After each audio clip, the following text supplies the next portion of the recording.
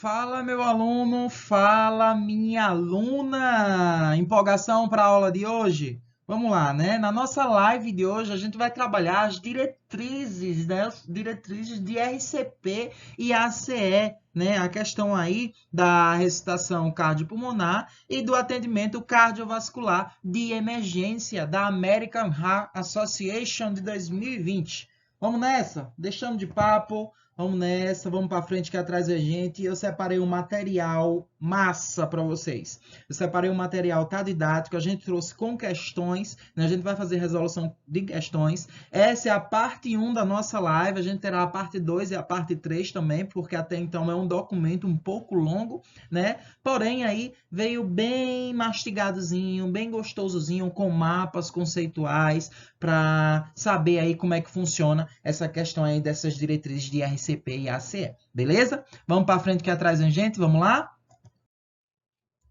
Veja só, minha gente, ó, esse documento ele resume os principais tópicos, né, nas mudanças nas diretrizes da American Heart Association, né, para ressuscitação cardiopulmonar, RCP, e atendimento cardiovascular de emergência. Esse documento ele traz alguns tópicos, beleza? Ele tem o tópico de suporte básico e avançado de vida para adultos, suporte básico e avançado de vida para pediátricos e suporte de vida neonatal. Também ele traz o tópico de ciência, educação e ressuscitação e sistemas de tratamento. Beleza? A gente vai perpassar por alguns tópicos principais que é recorrentes em provas de concursos e residência. Beleza?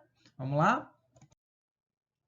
Ó, eu trouxe aqui para vocês, né, um dado epidemiológico que está lá no documento, né, apesar de ser um documento aí norte-americano, né, nós estamos trabalhando sobre ele, e ele fala o seguinte, esse dado epidemiológico, veja só, apesar dos avanços recentes, menos de 40% dos adultos recebem RCP iniciadas por leigos e menos de 12% tem um DEA, um desfibrilador externo automático, aplicado antes da chegada do serviço médico de emergência.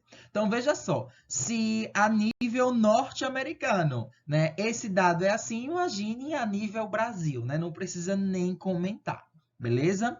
Então, só para a ciência de vocês aí, ok? Vamos lá? Vamos adiante? Ó, veja só.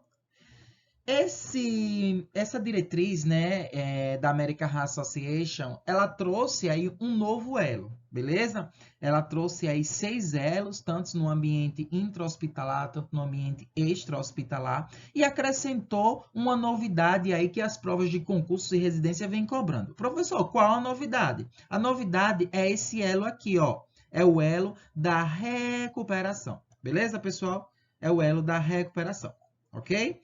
É esse elo aqui que foi, né, acrescentado como um novo elo aí da nossa cadeia de sobrevivência da American Heart Association, ok?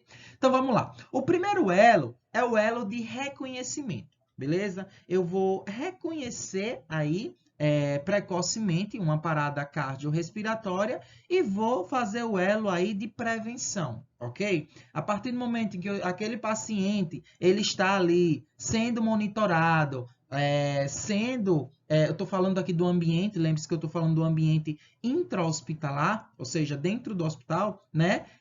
A partir do momento que eu estou fazendo esse primeiro elo aí de vigilância, estou monitorando aquele determinado paciente, eu estou realizando o primeiro elo, o elo de prevenção. E a partir do momento que eu reconheço se aquele paciente está em uma parada cardiorrespiratória, eu consigo aí, né, dar todo o suporte, todo o amparato técnico de emergência o mais precocemente possível para evitar futuras complicações, beleza? O segundo elo é o acionamento do serviço médico de emergência, ok? Reconheci que o paciente está em uma PCR. E agora, o que é que eu vou fazer? Eu vou acionar o serviço médico de emergência. Em alguns hospitais tem protocolos já para isso, né? Tem uma equipe já treinada. Por exemplo, na SARA, né? Na rede SARA, tem uma equipe, né? Que já é preparada diretamente para isso, para essa situação, para a parada cardiorrespiratória, beleza? Então, o segundo elo é acionamento do serviço médico de emergência. O terceiro elo, que é esse daqui, né, que tá com essa mãozinha aqui, esse elo, ele vai trazer aí a questão da RCP, ressuscitação cardiopulmonar de alta qualidade, beleza? Eu tenho que fazer a RCP de alta qualidade. O quarto elo é o elo da desfibrilação precoce. Claro, que eu tenho que desfibrilar aquele paciente de acordo com os ritmos ali de parada que a gente vai estudar mais adiante. O quinto elo é o elo de cuidados pós-PCR que esse paciente vai ter que ter aí, né, após uma parada cardiorrespiratória. E o sexto elo é o elo da novidade, que as provas estão cobrando bastante. Eu vou até pintar de amarelo aqui. É o elo da recuperação. Beleza, pessoal? É o elo da recuperação, ok? Ficar atento nessa questão aqui, que é extremamente importante. Quando a gente fala do elo da recuperação, a gente tem que ficar bastante atento, porque isso daqui é novidade, certo? É novidade de 2020 e a gente tem que ficar ligado. E onde tem novidade, tem questão, beleza?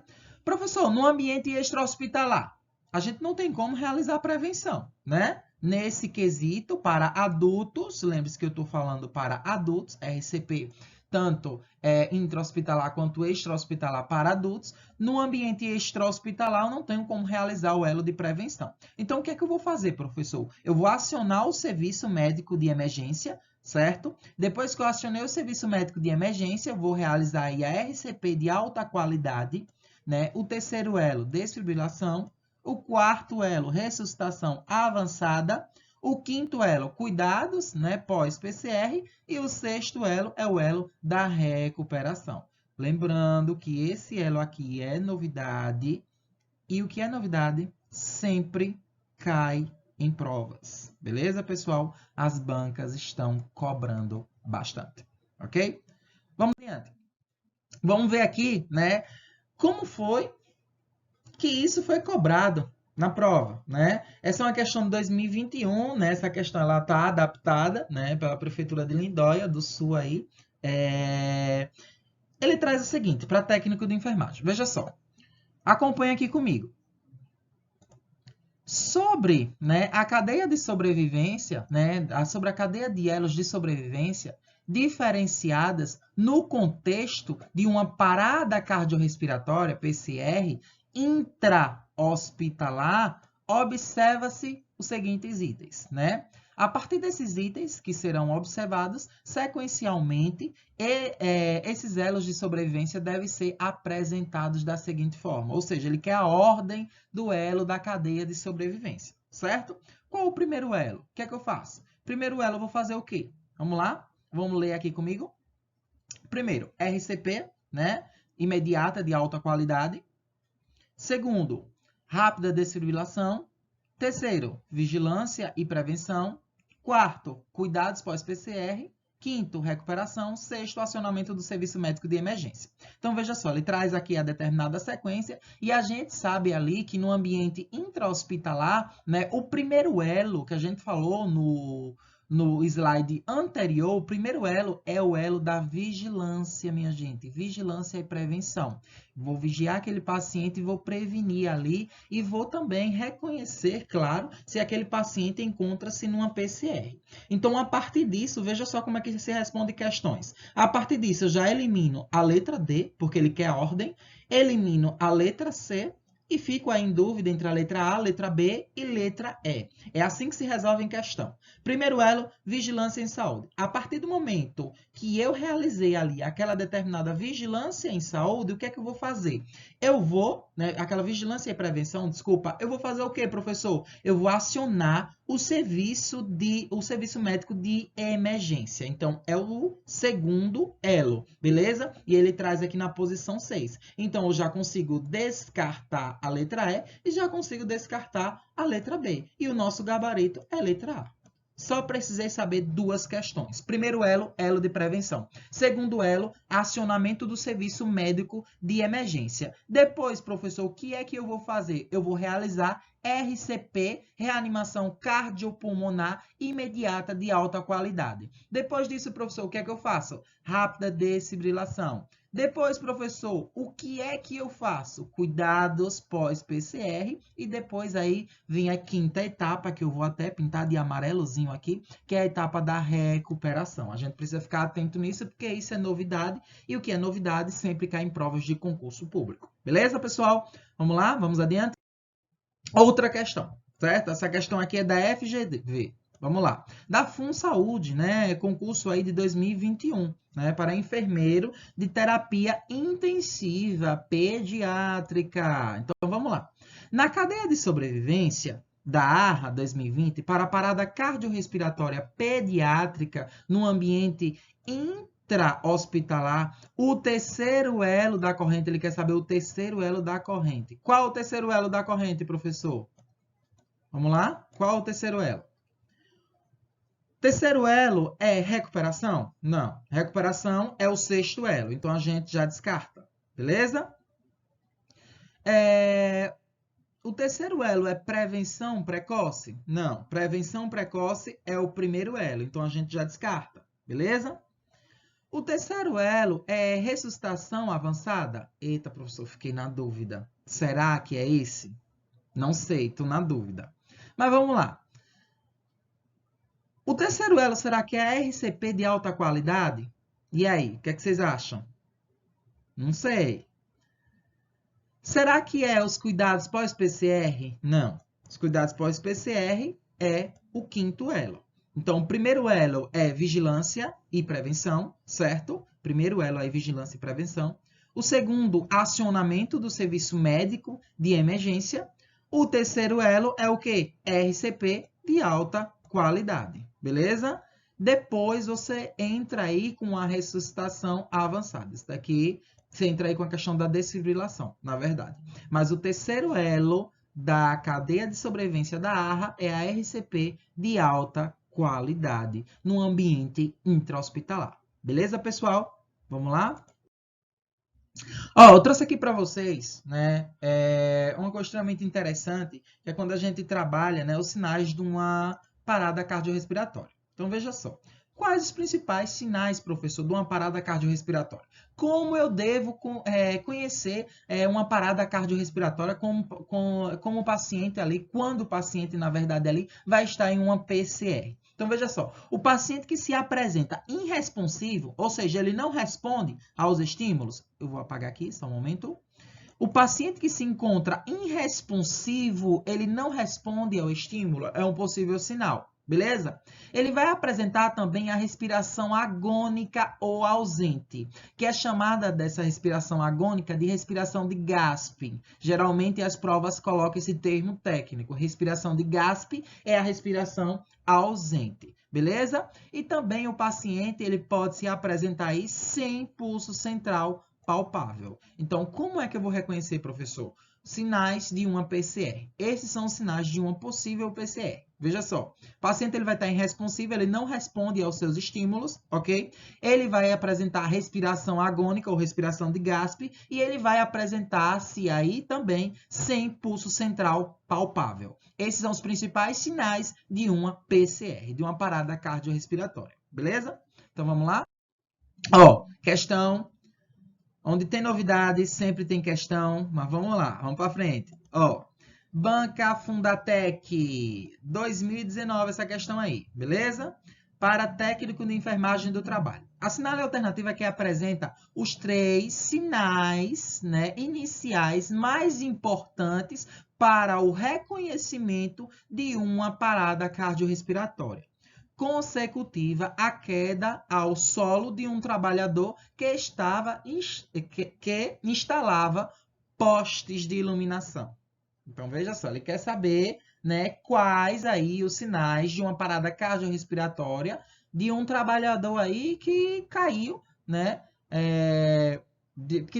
teve uma determinada queda aí a partir do momento que estava trabalhando com a instalação de postes de iluminação. beleza? Então, letra A. O paciente ele vai apresentar inconsciente, né? Ausência de pulso e de movimentos respiratórios? Professor, não sei. Fiquei na dúvida. Mas veja só. Letra B. O paciente ele vai apresentar com cianose, palidez cadavérica, né? E imobilidade? Cianose, por enquanto, não. Então, a gente já descarta. A gente não falou sobre esse sinal aqui, né? Sobre esses sinais iniciais de uma PCR, beleza? O paciente ele vai encontrar-se inconsciente? Sim, beleza? Com cianose? Não. No momento, não. Beleza? O paciente ele vai apresentar com cianose, imobilidade e midríase? Imobilidade, sim, né? Que ele não vai conseguir ali se mover, né? A depender da situação. Mas o paciente ele não vai encontrar no momento com cianose, né? E a midríase também aí já é uma coisa mais posterior, ok? O paciente ele vai apresentar-se com palidez cadavérica, ausência de movimentos respiratórios, midríase. Ausência de movimentos respiratórios, sim, mas a palidez cadavérica, não.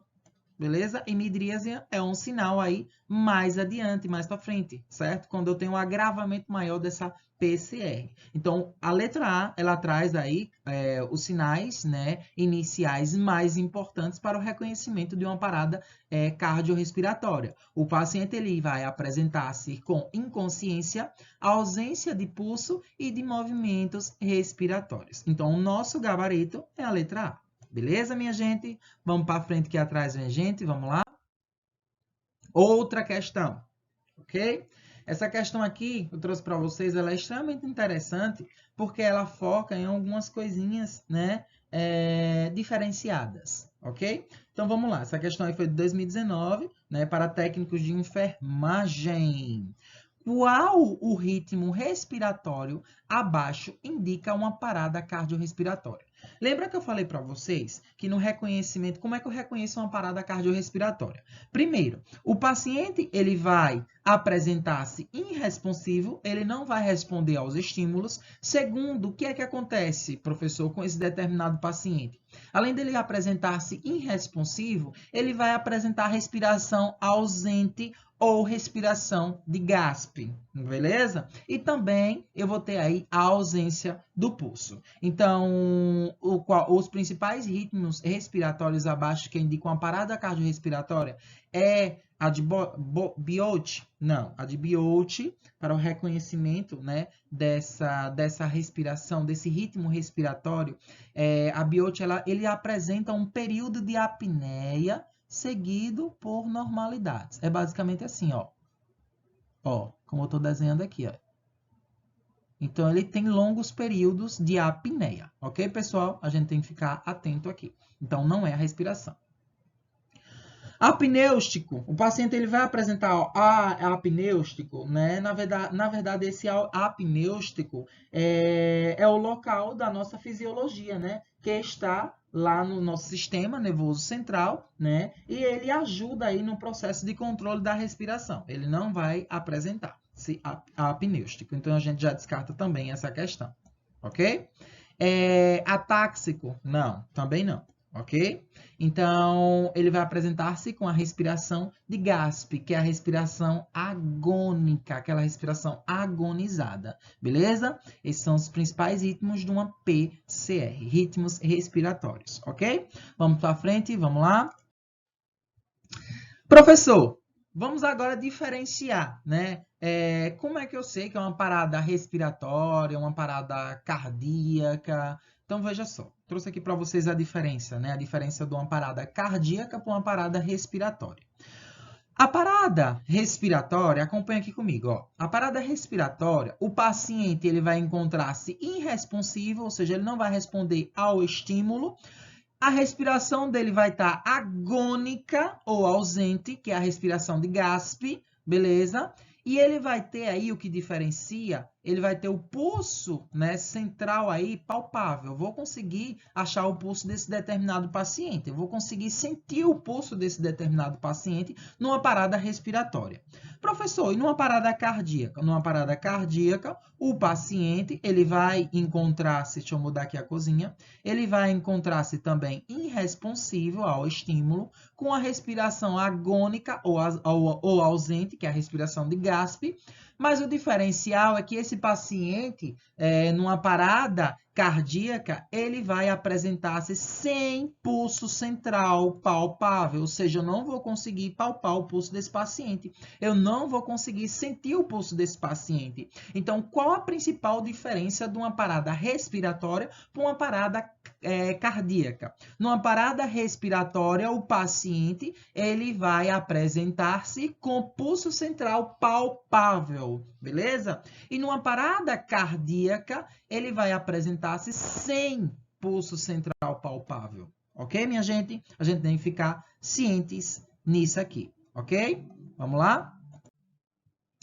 Trouxe aqui para vocês também, né, as possíveis causas reversíveis de uma parada cardiorrespiratória segundo a American Heart Association. Então, eu tenho 5T e 5H, ok? Professor, tem que saber, eu tenho que decorar esses 5T e 5H? Tem, meu filho, tem que decorar esses 5T e o 5H, certo? Porque isso daqui cai em prova, a gente vai ver também como é que cai em prova, para a gente ficar ciente sobre esses determinados assuntos, como eles são cobrados, beleza? Então, veja só.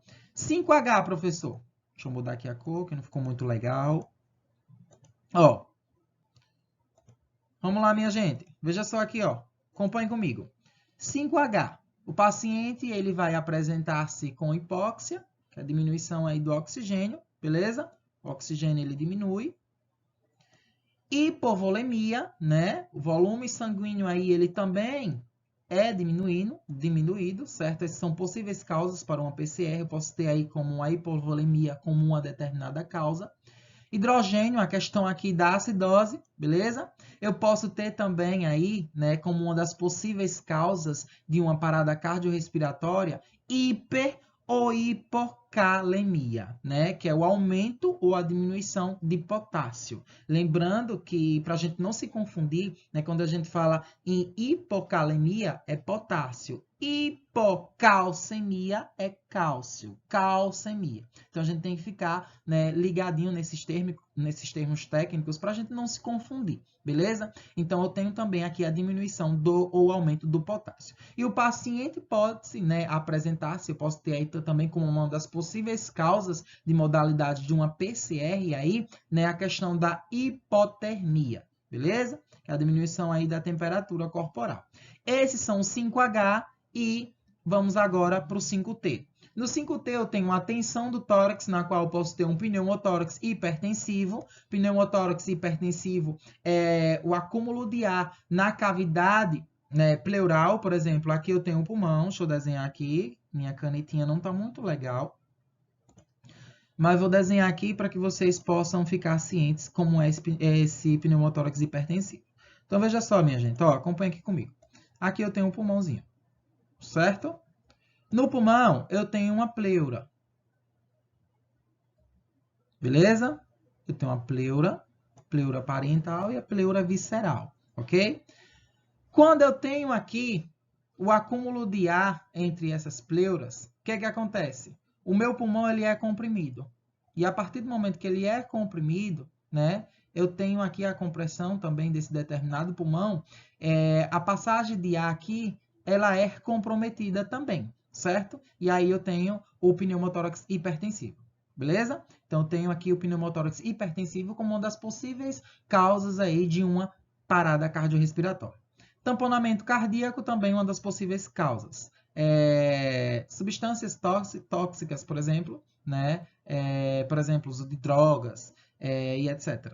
Trombose, né, coronariana, infarto agudo do miocárdio, e eu tenho também a questão do tromboembolismo pulmonar como uma das possíveis causas. Professor, é muita coisa, mas faça um flashcardzinho, coloque na parede do seu quarto, na porta do seu guarda-roupa, porque esse daqui cai, minha gente, esse daqui cai em prova, certo? Eu preciso ficar ciente desses 5T e 5H de umas possíveis causas de uma PCR, beleza? Então, preciso ficar ciente nisso, beleza? Vamos repetir comigo. 5H, hipóxia, hipovolemia, hidrogênio, a questão do hidrogênio aí, hiper ou hipocalemia, certo?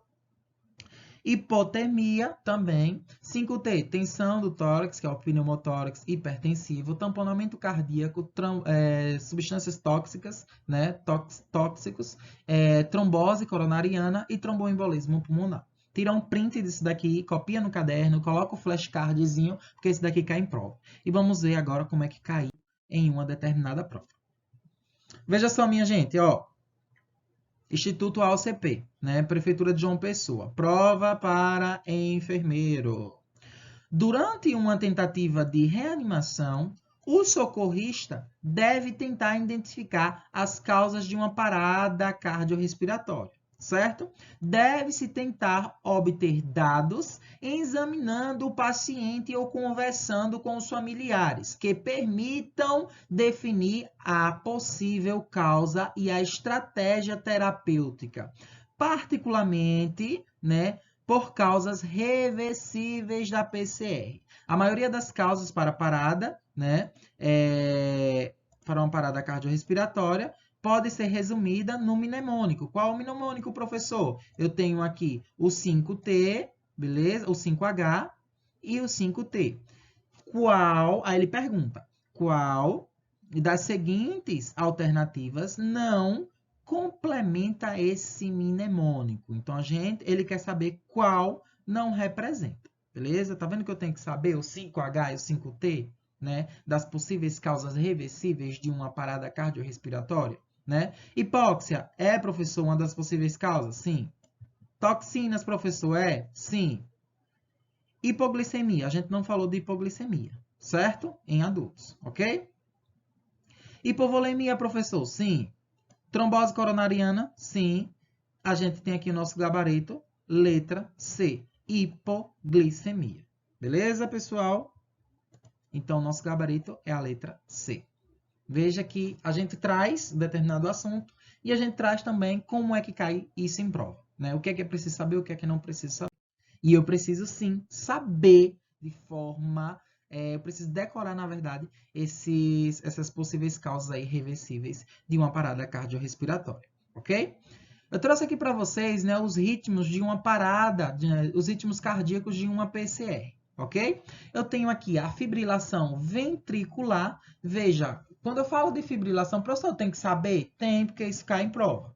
Beleza? Tem que saber diferenciar uma fibrilação ventricular, um ataque cardíaco ventricular. Eu preciso saber identificar também uma atividade elétrica sem pulso e uma sistolia. Beleza? Então, fibrilação ventricular. Imagine na sua cabeça um traçado todo, digamos assim, todo dojo, né? Eu gosto de utilizar alguns mnemônicos e algumas coisinhas assim associadas ao dia a dia pra gente, né? Associar e lembrar. É um traçado todo dojo. Como assim, professor? Um traçado todo dojo? Veja que é um traçado que não tem ordem. Ele é todo dojo, todo desordenado, ó.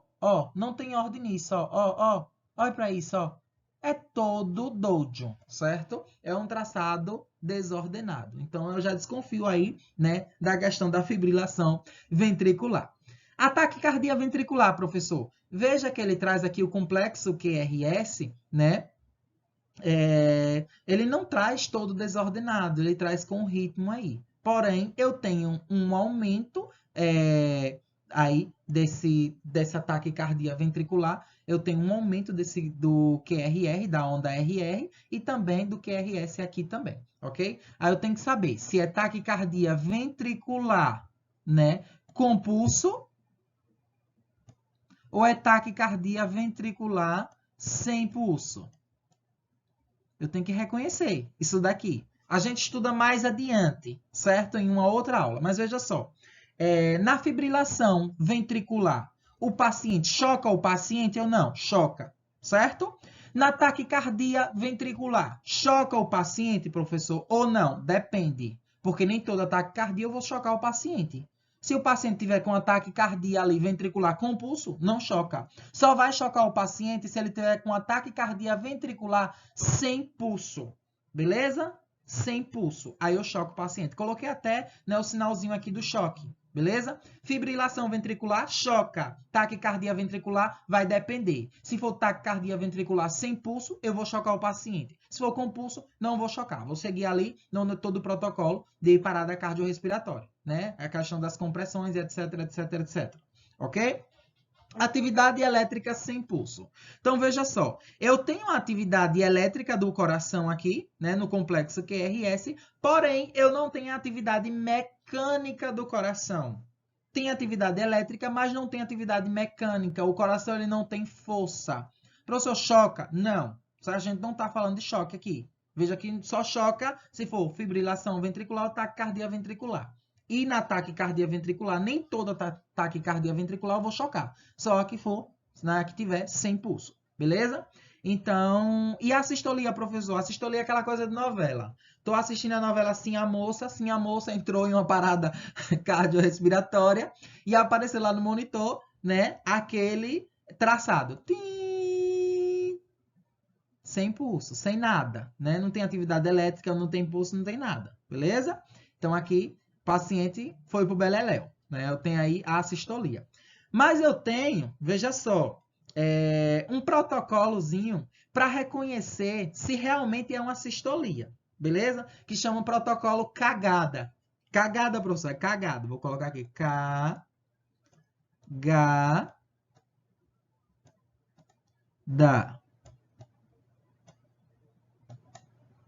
Cagada, protocolo cagada.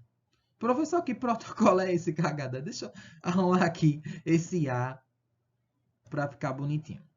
Protocolo cagada. A gente vai falar sobre esse protocolo cagada no próximo slide. Beleza? Então, veja só como é que funciona.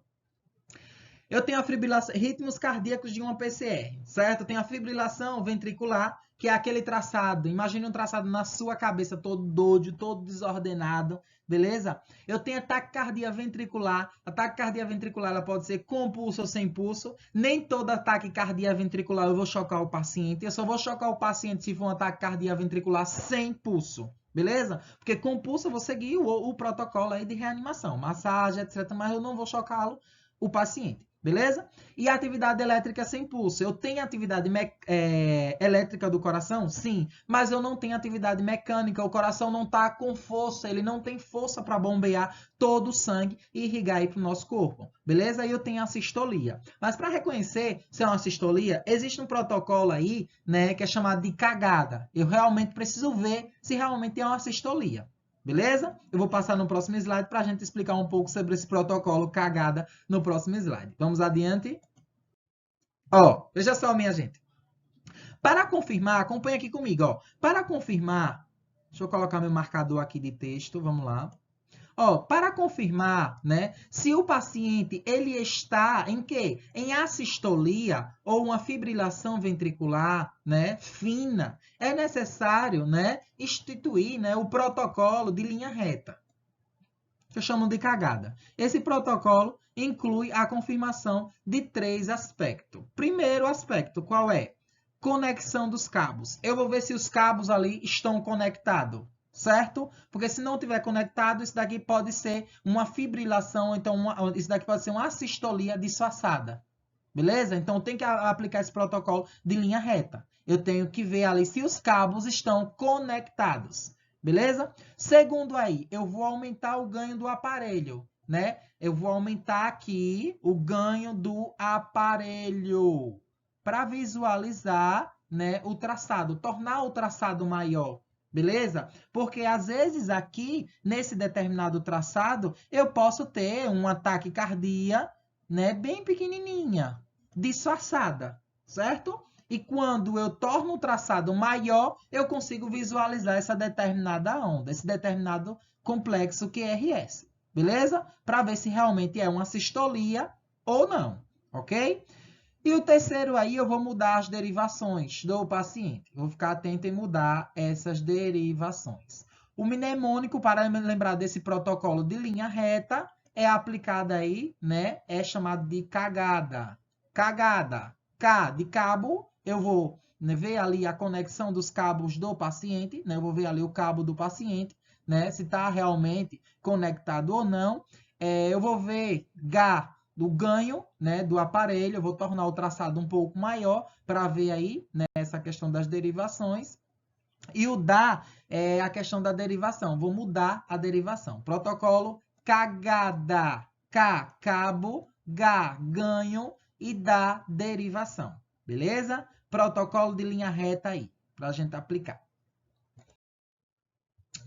Vamos responder mais uma questão aqui, né? A gente traz assunto e traz questão, que é uma forma da gente treinar, né? E ficar aí preparado para nossas provas de concurso e residência. Veja só, minha gente. Uma equipe, né, de suporte avançado de vida atendeu uma vítima de quê? De parada cardiorrespiratória, com ritmo de assistolia, realizando as seguintes ações, não listadas em ordem cronológica. São ações que devem ser executadas, né, nesse paciente, exceto, deixa eu grifar aqui o exceto o quê, professor? Veja que o paciente, ele está com ritmo de quê? De assistolia, beleza? Ele quer aí o que eu tenho que realizar nesse paciente, né? As ações que eu tenho que realizar no paciente, tá aqui todas as ações, porém tem uma que eu não realizo no paciente que se encontra com assistolia. Qual é? Vamos ler as alternativas, vamos lá. Desfibrilação é o nosso gabarito, certo? Lembra que eu falei lá no slide anterior que não choca o paciente se ele tiver com assistolia? Então, é o nosso gabarito. Eu não vou chocar esse paciente agora, porque ele pede em exceto. Exceto o quê? Desfibrilação. Não vou desfibrilar. Lembre-se, chocar. Quando é que eu vou, professor, chocar o paciente? Fibrilação ventricular e taquicardia ventricular. Beleza? E lembrando que nem toda taquicardia ventricular eu choco. Ok? Então, o nosso gabarito é a letra A. Administração de adrenalina? Sim, vou administrar adrenalina. A gente vai estudar mais para frente, eu acredito que ainda não nessa aula, mas na parte 2 a gente vai estudar, né, o protocolo, né, a sequência de como, né, prestar um determinado suporte a esse determinado paciente. Ok? Então, vou fazer a administração de adrenalina? Vou fazer a administração de adrenalina. Vou fazer compressões torácicas externas? Sim. Né? E intubação orotraqueal? Também. Ok? A única coisa aqui que eu não faço, que a questão pede o exceto, é a questão aqui da desfibrilação. Não vou desfibrilar esse paciente. Ok? Porque ele não é ritmo chocável. Eu trouxe aqui para vocês, né, a diferença, acho interessante a gente trabalhar aqui também, a diferença, né, de suporte básico de vida e suporte avançado, né, de vida. Suporte básico, ele diz respeito, ó, acompanha aqui comigo, ó. Suporte básico de vida, ele diz respeito a manobras não invasivas, né, a manobras não invasivas. Não invasivas. Beleza, professor? Manobras não invasivas. Para manutenção da vida e prevenção de lesões irreparáveis. Beleza? Então, aqui, suporte básico de vida. E o suporte avançado, professor? Aqui já são, né? Ele diz respeito às manobras invasivas. Enquanto aqui eu tenho manobras não invasivas, no suporte avançado de vida, eu tenho manobras invasivas específicas e mais complexas para o tratamento de agravo à saúde. Então, no suporte básico de vida, eu não tenho manobras invasivas. Já no suporte avançado de vida, eu tenho manobras invasivas. Beleza, minha gente? Só uma diferença para a gente trabalhar as outras questões aqui. Trouxe para vocês também aqui a RCP de alta qualidade para profissionais de saúde do suporte básico de vida. Certo? Falando suporte básico de vida. A sequência de suporte básico de vida em adultos, né? O atendimento em suporte básico de vida segue a ordem CABD. Beleza? Onde C, o que é que eu vou fazer em C, professor? Eu vou, né? Primeira coisa, primeiro de tudo é o quê? Eu vou avaliar a segurança do local. Eu vou ver se aquele local é seguro para mim, certo? Porque se aquele local não for seguro, para mim vai ser duas vítimas. Vai ser eu e o paciente. Então, tem que ficar atento se aquele local é seguro para mim. Primeira coisa, averiguar a segurança do local. Aí, depois eu parto aí para essa determinada sequência de suporte básico de vida para adultos. E lembrando que essa sequência é para profissionais de saúde, certo? CABD. Primeiro, professor, o C. O C, ele corresponde aí em checar a responsividade da vítima, certo? Eu vou chamar ele, senhor, se ele não responder, eu vou chamar por ajuda. Chamar por ajuda, vou checar o pulso dele e a respiração da vítima e iniciar as compressões, que são 30 compressões. Beleza? O A, professor, corresponde à abertura de vias aéreas do paciente. O B, professor, ofertar aí uma boa ventilação a esse paciente. Geralmente, são 2 ventilações. 30 compressões por 2 ventilações. Beleza? E depois aí, professor, o que é que eu vou fazer? O D, desfibrilação, né? Neste caso, com o desfibrilador externo automático, que é o DEA. Beleza? Então, a sequência de suporte básico de vida em adultos, o atendimento em suporte básico de vida seguem a ordem CABD, certo? Suporte básico de vida em adultos. RCP de alta qualidade para profissionais de saúde. Profissionais, certo?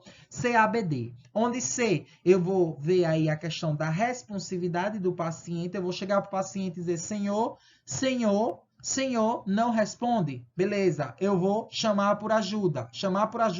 Checar o pulso, certo? Chequei o pulso, vou iniciar as compressões.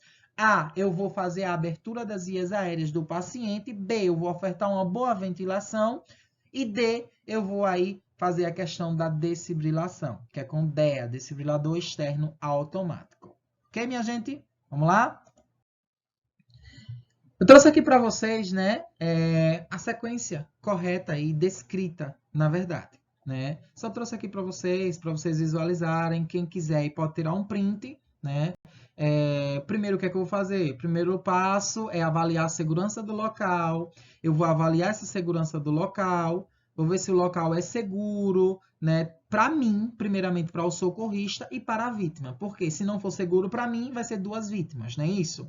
Então, a fim de evitar uma próxima vítima. Caso o local não seja seguro, por exemplo, um prédio com risco de desmoronamento, em uma via de trânsito, deve se tornar o local seguro ou remover a vítima por outro local seguro. Se o local estiver seguro, pode-se prosseguir com um atendimento. Beleza, minha gente? Depois aí, eu vou ver a questão da responsividade do paciente, eu vou chamar por ajuda, deve-se dar prioridade, né, ao contato, ao serviço do local de emergência, por exemplo, o SAMU. Eu vou ligar para o SAMU 192 e vou falar aí, né, também, e se possível, a disponibilidade de um desfibrilador externo automático. Se não estiver, né, sozinho, peça para um paciente, peça para uma pessoa ligar também para aquele determinado serviço de emergência ali, enquanto você realiza o protocolo. Depois, o que é que eu vou fazer, professor? Acionar o serviço, né, de emergência, chamar por ajuda, né? Como falei no slide anterior. Depois disso, eu vou checar o pulso do paciente, checar o pulso carotídeo. Lembrando que no adulto, eu checo o pulso carotídeo. Na criança, eu checo, criança menores de 1 ano, certo? Eu checo o pulso braquial. Isso daqui já cai em provas de concurso, a gente vai trazer, certo? Algumas questões sobre isso. E, né, devo também aí iniciar a RCP, ok? De qualidade. E também eu tenho que checar o pulso, né? Em até 10 segundos. No mínimo 5 e no máximo 10. Se a vítima não respirar ou apresentar respiração de gaspe, e o pulso ausente, iniciar a RCP. Eu não posso ali ficar perdendo muito tempo checando o pulso. É tanto que a ARRA, ela trouxe aí que a abordagem para profissionais de saúde é diferente da abordagem de leigos. Leigos não checam pulso. Beleza? Leigos não checam pulso. Se já é uma dificuldade para o profissional achar um pulso ali central no paciente, imagine um leigo, uma pessoa que não conhece, não tem um conhecimento técnico, científico, né, para achar aquele determinado pulso. Então, a ARRA, ela trouxe essa observação aí para a gente. Ok, minha gente? Então, vamos lá. Falar aqui para vocês também, que é extremamente importante, né, a gente falar sobre essas compressões aí no suporte básico de vida.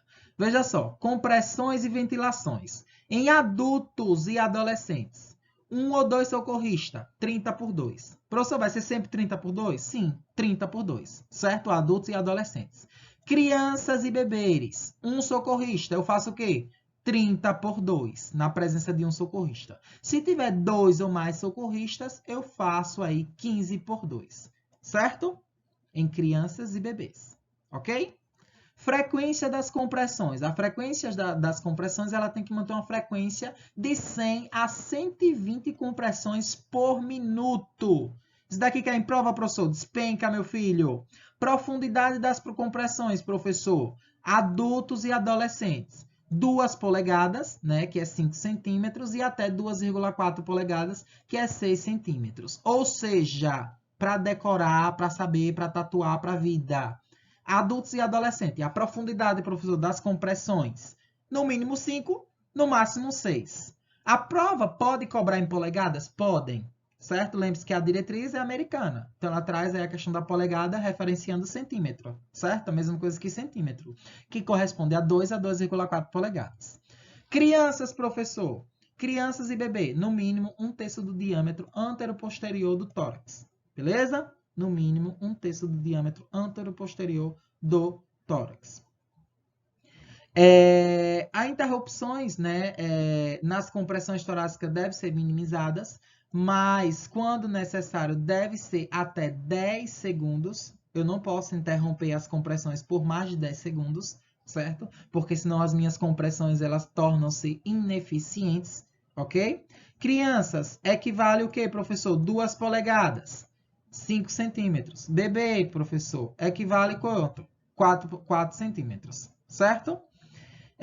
Observação. A relação de compressões e ventilações é 30/2, que corresponde a 5 ciclos, que dura aí 2 minutos. Beleza?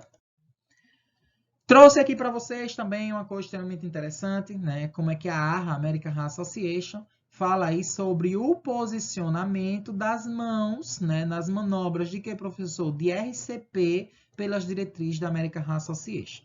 Veja aqui comigo na determinada imagem. O posicionamento para a realização das compressões torácicas em quem? Em crianças de 1 ano, né, até a puberdade, posicionar as 2 mãos ou uma mão. Opcional para crianças muito pequenas, sobre a metade inferior do externo, como mostra aqui a determinada imagem. Você vai posicionar uma mão aqui, certo? E a outra mão aqui no externo da criança, certo? Vamos lá. No adulto, professor, o posicionamento para a realização das compressões torácicas no adulto é colocar a região hipotenar, né, das mãos sobreposta sobre a metade do tórax, né, sobre a metade inferior do externo, que é esse daqui, ó. Você vai posicionar sua mão, certo? Lembrando que os cotovelos eles têm que estar alinhados. Você vai posicionar sua mão, né? Principalmente essa região aí hipoternar, né? Das mãos, no externo desse paciente, ok? E manter os braços bem esticados, como mostra aqui a determinada imagem. Eu não posso ter o cotovelo, como é que eu posso dizer aqui? Encurvado, certo? Porque senão minhas compressões tornam-se ineficientes, ok? Então, eu preciso manter aí os cotovelos, os meus braços, todos alinhados, todos os dois alinhados, ok? Em posição perpendicular à vítima, formando um ângulo de 90 graus, como mostra aqui a determinada imagem, ok? Vamos lá. Professor, em crianças, bebês, veja só. Posicionar, né, para a realização das compressões torácicas e ventilação para lactentes. Veja aqui a imagem C. C. 2 dedos no centro do tórax, logo abaixo da linha mamilar. Um socorrista, certo? Eu vou fazer isso aqui, ó. 2 dedos. Vou colocar 2 dedos aqui nessa linha, né, abaixo da linha mamilar. Veja que a linha mamilar ela vem aqui, ó. Os 2 dedos estão bem abaixo entre elas, certo? Abaixo da linha mamilar, nessa posição aqui, né? A linha mamilar ela traceda por aqui. Abaixo da linha mamilar com um socorrista, beleza? E aqui, professor? D. Vamos para D agora. Deixa eu apagar aqui. A técnica dos polegares no centro do tórax, logo abaixo da linha mamilar, com 2 socorristas. Veja que a mão, né, do socorrista deve circundar o tórax da criança. Como vocês podem visualizar aqui nessa determinada imagem, a mão circundando sobre o tórax da criança. Eu tenho um aqui ventilando e o outro fazendo a compressão, certo?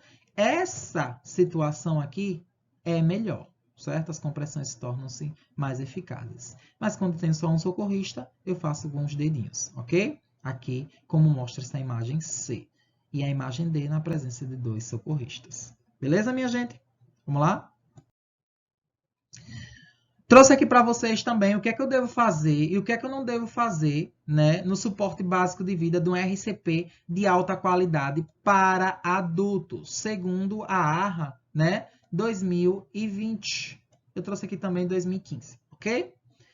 Veja aqui comigo, preste atenção aqui comigo.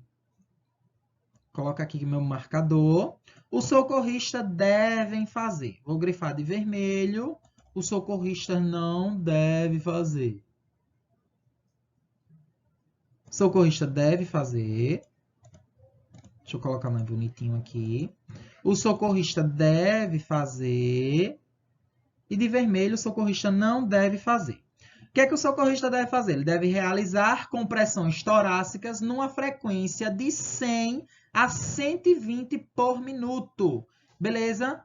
Se eu comprimir numa frequência inferior a 100 e superior a 120, isso daqui está inadequado. Está ineficaz as minhas compressões.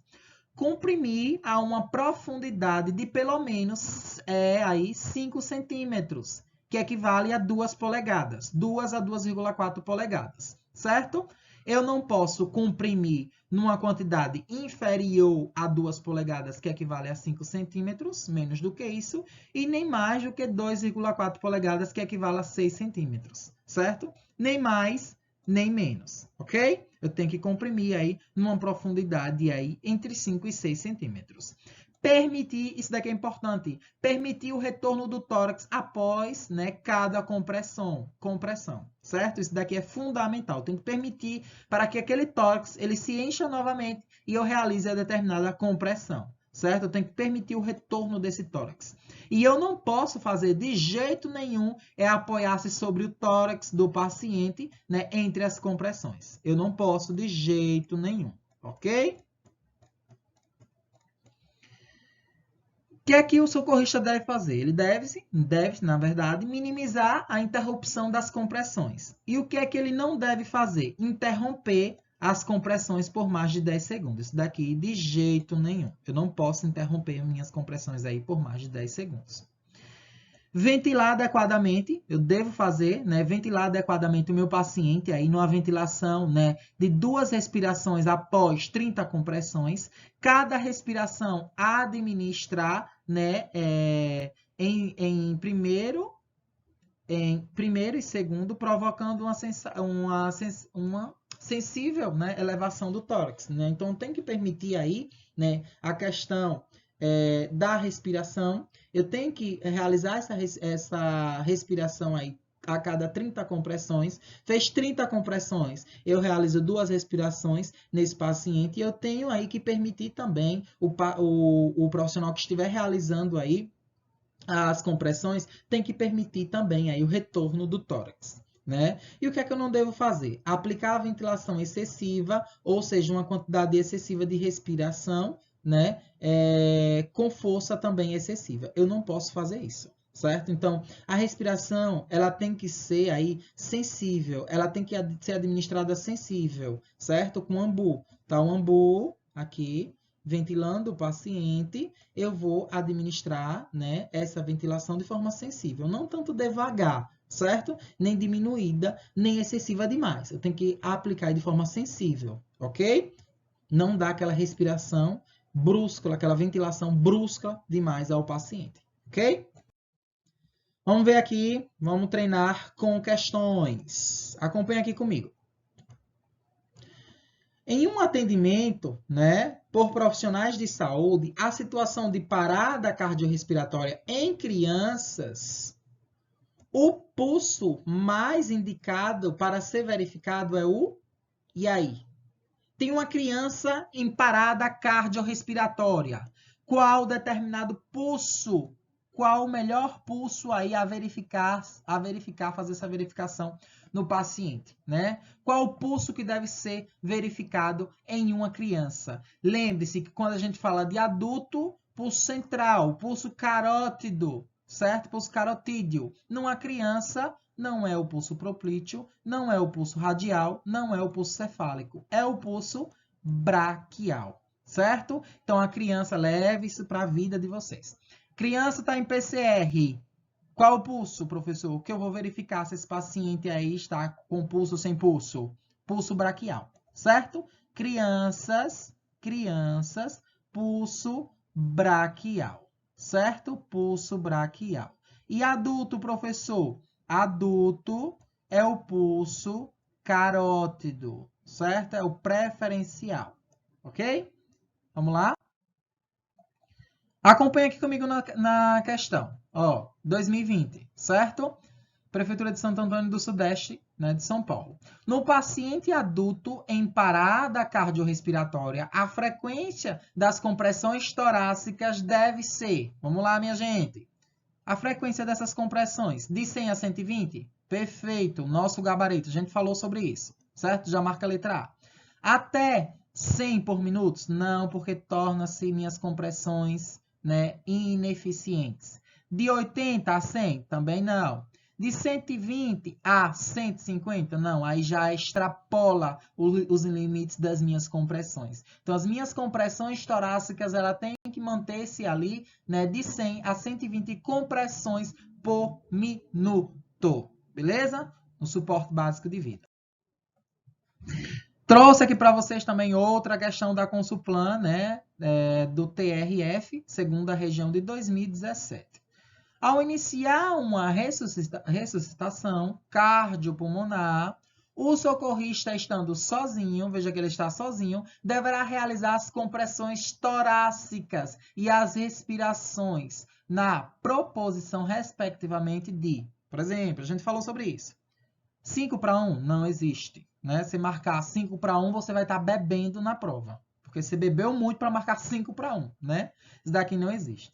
10 para 2? Também não. 30 por 2? Sim, a gente falou que o nosso protocolo é 30 por 2. 30 por 5? Também não, né? Você tem que estar muito louco para marcar 30 por 5. Então, em adultos, né, com um socorrista em adultos é 30, certo? 30 compressões por 2 ventilações, certo? Por 2 ventilações, ok? 30 compressões por 2 ventilações em adultos com 1 ou 2 ou mais socorristas.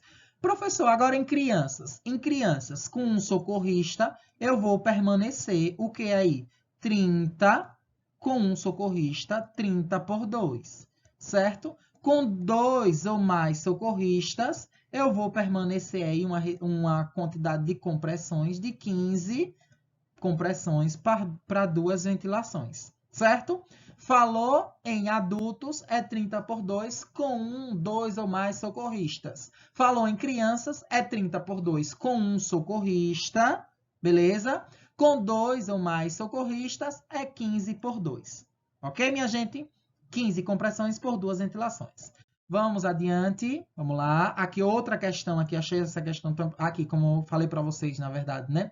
Essa daqui é a correção da última questão. A relação das compressões de ventilação é 30 por 2. Lembrando que essa relação é para pacientes sem via aérea avançada, ou seja, no suporte básico de vida. Vamos esquematizar a sequência para o atendimento de uma PCR. Checar, né, a responsividade, né, checar o pulso, abertura de vias aéreas, ventilação e desfibrilação, certo? E lembrando também aí que a quantidade das compressões, que é o nosso gabarito, é 30 por 2. 30 compressões por 2 ventilações. Trouxe outra questão aqui extremamente interessante para vocês da Consulplan, né, 2017. Nas situações que exijam, né, a ressuscitação cardiopulmonar, RCP, algumas recomendações devem ser observadas para o atendimento de suporte básico de vida, seja a de qualidade, para que seja de qualidade. Entre elas, destaca-se corretamente. O que é que está correto? Minimizar a interrupção das compressões? Corretíssimo. Já achamos nosso gabarito. Letra A é o nosso gabarito.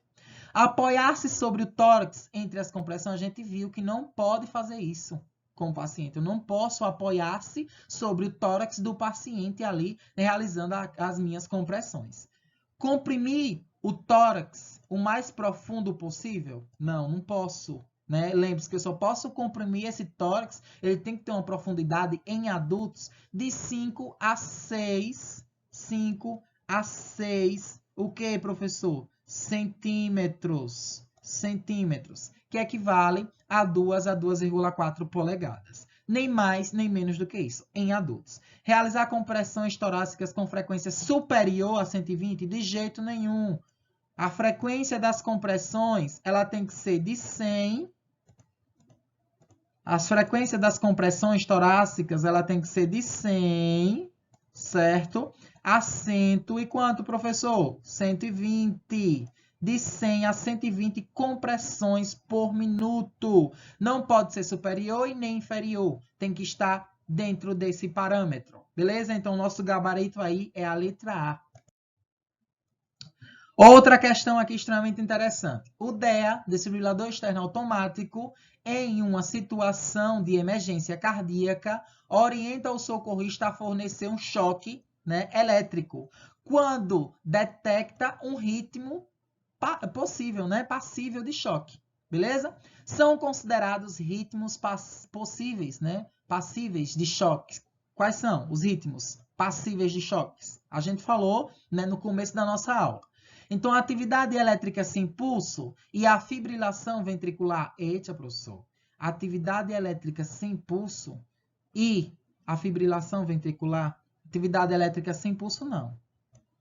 A gente falou taquicardia ventricular e fibrilação ventricular. A gente choca o paciente, certo? Atividade elétrica sem pulso e assistolia a gente não choca, beleza? Atividade elétrica sem pulso e assistolia? Não. Fibrilação ventricular e taquicardia ventricular sem pulso, esse é o nosso gabarito. Fibrilação ventricular e taquicardia ventricular sem pulso, letra C é o nosso gabarito. Assistolia e taquicardia ventricular, não, a gente não choca o paciente com assistolia, certo? Taquicardia ventricular sem pulso, sim, mas com assistolia, não. Fibrilação ventricular, sim. Assistolia, não. Lembrando, quando é que a gente vai chocar, professor, esse paciente? A gente vai chocá-lo quando ele estiver com fibrilação ventricular, certo? E taquicardia ventricular. Lembrando que não é toda taquicardia ventricular que eu vou chocar o paciente. Eu vou chocar o paciente se tiver com a taquicardia ventricular sem pulso. Beleza? Então, nosso gabarito aqui é a letra C. Ok? Vamos adiante. É isso, pessoal. Muito obrigado pela atenção de vocês. Finalizamos aqui mais uma aula e aguardo, se inscreva no canal, quem ainda não se inscreveu no canal, e até a próxima live, certo? Porque sempre, toda sexta-feira, vai ter um sextou com o professor Jonathan Costa. Um abraço, até mais. Valeu!